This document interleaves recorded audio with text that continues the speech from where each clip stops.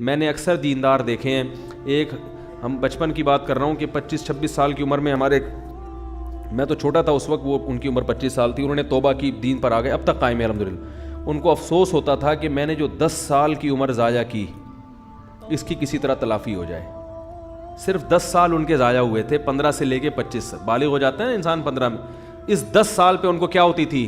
ندامت۔ تو یہ سچی توبہ کی علامت ہوتی ہے کہ انسان کو پچھلے پر ندامت ہو کہ یار وہ ٹائم بھی نکل گیا ہاتھ سے، کہاں تک پہنچ چکے ہوتے۔ میں نے کہا یہ سچی توبہ کی علامت ہے۔ میں نے کہا اس کی تلافی اب یہ ہو سکتی ہے کہ جو 10 سال ایک نارمل آدمی جتنی عبادت کرتا ہے، آپ اگلے 10 میں اس سے ڈبل کر لو۔ کیا خیال ہے بھائی؟ یہی ہو سکتا ہے۔ جیسے گلوکار نے توبہ کی تھی نا، واقعہ میں اکثر سناتا ہوں، زندگی گانوں میں گزاری، تو ہمارے حضرت کے پاس آئے تھے، ان کا انتقال ہو گیا، تو انہوں نے حضرت سے کہا کہ میں نے زندگی گانوں میں گزاری، گانے گاتا رہا میں، اچھی آواز تھی میری، تو اب مجھے خیال ہوا کہ توبہ تو اللہ نے قبول کر لی، اب جنت کے ٹریک پر تو انشاءاللہ چل پڑے، لیکن پچھلی کی تلافی بھی ہونی چاہیے۔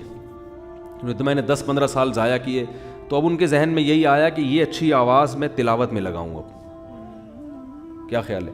تو اس طرح کے جو لوگ تلافی کرتے ہیں، اولئک یبدل اللہ سیئاتہم حسنات، قرآن کہتے ہیں اللہ ان کی گناہوں کو نیکیوں میں تبدیل کر دیتے، تو ان کی تلافی ہوتی ہے، یہ بھی اسی مقام تک پہنچ جاتے ہیں۔ تو پھر کچھ ایسا کرنا پڑتا ہے، نہیں تو چلو جنت میں مل گئی، بڑی بات ہے یار، 99 سال میں اتنی بدماشی اللہ معاف کر دے، وہ درجات نہ ملے، جنت چھوٹا سا کھانچہ بھی مل گیا جنت کا، اور کیا، ایک آدھ حور بھی مل گئی، کیا خیال ہے؟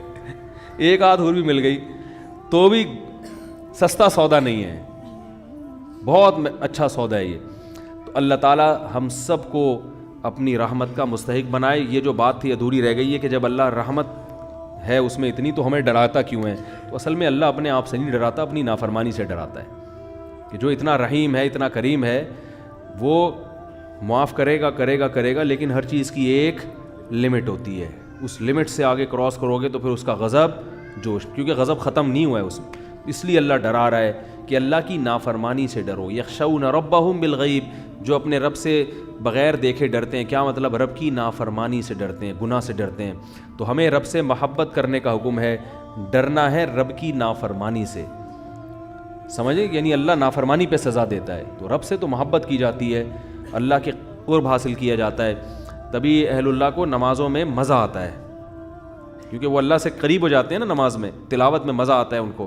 تو ہمیں اللہ سے محبت کا حکم ہے، لیکن ڈرنا وہاں ہے جہاں اللہ کی نافرمانی ہو رہی ہے۔ اللہ تعالیٰ سے دعا ہے اللہ تعالیٰ سمجھنے کی، عمل کی توفیق عطا فرمائے۔ جلدی سوالات ہیں، یہ نمٹا دوں میں۔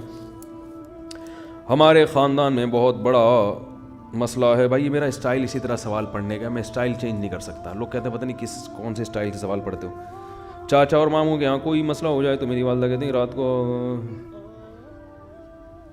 والدہ کہہ رہی ہیں کہ اپنی بیوی کو چھوڑ دو، ان کے گھر میں ان کے خلاف ہو گئی، والدہ نے مجھ سے کہا اور میں، شاید پھر والدہ کہتے ہیں تم کو اپنا حق نہیں، آپ سب پتہ نہیں یار کیا کر۔ بھائی اماں اگر کہہ رہی ہیں بیوی کو چھوڑ دو تو کسی کے سامنے پورے حالات رکھیں کہ کیوں چھوڑ دو، کیا بیوی میں کیا ٹیکنیکل فالٹ کیا ہے، سمجھ رہے ہو نا؟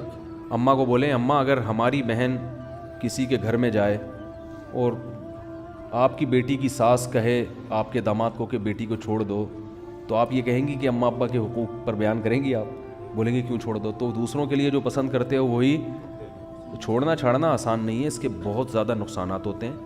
طلاق تو ایک انتہائی آخری آپشن ہے کہ جب خودکشی کی نوبت آ رہی ہو، ڈپریشن کے مریض بن رہے ہوں، ایسی صورت میں ہے طلاق، تو ورنہ اگر زیادہ نہیں بن رہی تو الگ رکھنا چاہیے بیوی کو ماں سے۔